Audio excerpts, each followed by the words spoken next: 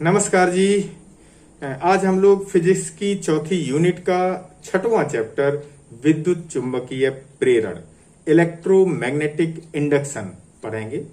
उससे पहले इस कोरोना वायरस से बचने के लिए जरूरी नियम निर्देशों का भी पालन अनिवार्य रूप से करेंगे।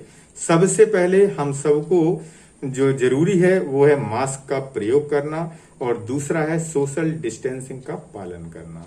तो बच्चों विशेष रूप से इसका ध्यान रखें क्योंकि ये महामारी का कोई भी अभी इलाज नहीं है। तो विशेष सावधानी बरतते हुए और हम अपनी पढ़ाई को जारी रखेंगे। तो इस छठवें चैप्टर विद्युत चुंबकीय प्रेरण की पहली हेडिंग है चुंबकीय फ्लक्स को हम पढ़ेंगे। तो चुंबकीय फ्लक्स किसे कहते हैं, इससे पहले हमने वैद्युत फ्लक्स पढ़ा है और वैद्युत फ्लक्स किसे कहते हैं, फाई ई बराबर ई डॉट ए सूत्र पढ़ा है हमने। ठीक इसी प्रकार से चुंबकीय फ्लक्स की हम परिभाषा किसी समतल पृष्ठ, ये कोई समतल पृष्ठ है, इससे गुजरने वाला चुंबकीय फ्लक्स चुंबकीय क्षेत्र B तथा क्षेत्रफल वेक्टर A के अदिश गुणनफल के बराबर होता है। तो फाई B बराबर, ये चुंबकीय क्षेत्र रेखाएं B हैं, चुंबकीय क्षेत्र को प्रदर्शित कर रही, और A ये क्षेत्रफल वेक्टर है। तो दोनों का डॉट गुणन BA cos थीटा, जिसका मात्रक है वेबर। अगला हेडिंग है विद्युत चुंबकीय प्रेरण किसे कहते हैं। तो ये फैराडे और हेनरी के प्रयोगों पर आधारित ये परिभाषा है विद्युत चुंबकीय प्रेरण।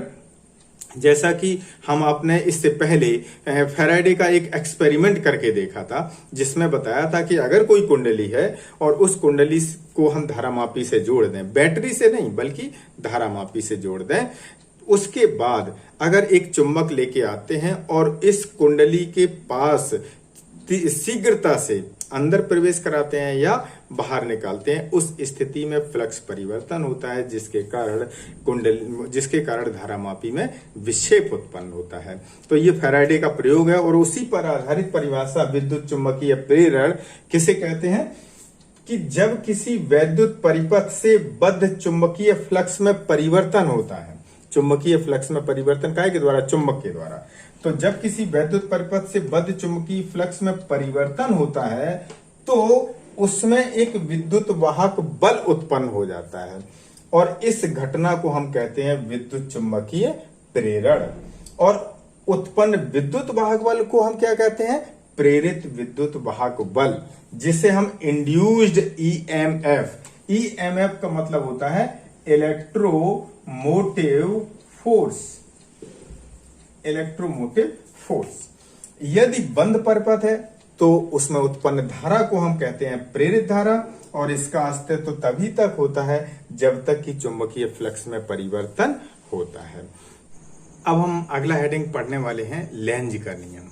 तो देखो लेंज का नियम क्या है। इस नियम के अनुसार किसी वैद्युत परिपथ में प्रेरित विद्युत वाहक बल अथवा प्रेरित धारा की दिशा सदैव ऐसी होती है कि यह उस कारण का विरोध करती है जिससे वह स्वयं उत्पन्न होती है। कैसे कि मान लो ये कोई कुंडली है और इस कुंडली से हमने धारामापी जोड़ दिया, ठीक, और हम कोई चुंबक इसके समीप, चुंबक का एन सिरा इसके समीप लेके आते हैं।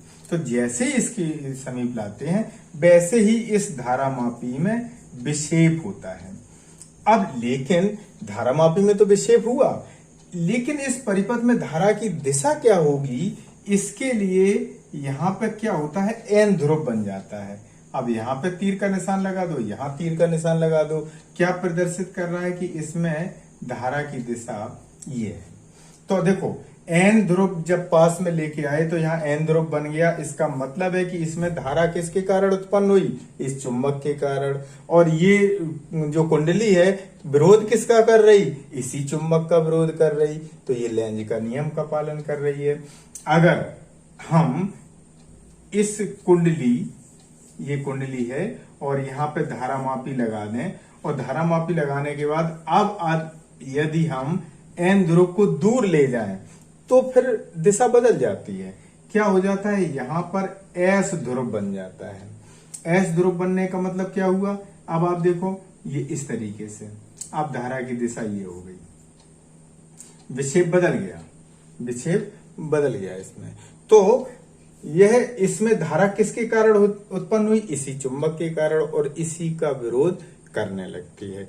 तो ये है आपका लेंज का नियम। अब अगला हेडिंग हम पढ़ने वाले हैं फैराडे के विद्युत चुंबकीय प्रेरण के नियम, जो कि दो नियम है। पहला नियम कौन सा है कि वही सेम जो आपकी विद्युत चुंबकीय प्रेरण की परिभाषा है, सेम वही पहला नियम है कि जब किसी वैद्युत परिपथ से बद्ध चुंबकीय फ्लक्स में परिवर्तन होता है तो उसमें एक विद्युत वाहक बल उत्पन्न हो जाता है। इस घटना को हम विद्युत चुंबकीय प्रेरण कहते हैं, तथा उत्पन्न विद्युत वाहक बल को प्रेरित विद्युत वाहक बल कहते हैं। यदि परिपथ बंद है तो उत्पन्न धारा को प्रेरित धारा कहते हैं। इसका अस्तित्व तभी तक होता है जब तक कि चुंबकीय फ्लक्स में परिवर्तन होता रहता है। तो ये तो सेम वही जो विद्युत चुंबकीय प्रेरण की परिभाषा है, वही हमने पहला नियम लिख लिया। दूसरा नियम क्या है कि किसी परिपथ में उत्पन्न प्रेरित विद्युत वाहक बल E का मान चुंबकीय फ्लक्स परिवर्तन की ऋणात्मक दर के बराबर होता है। इसका मतलब क्या हुआ कि E इक्वल टू माइनस चुंबकीय फ्लक्स में परिवर्तन d∅/dt।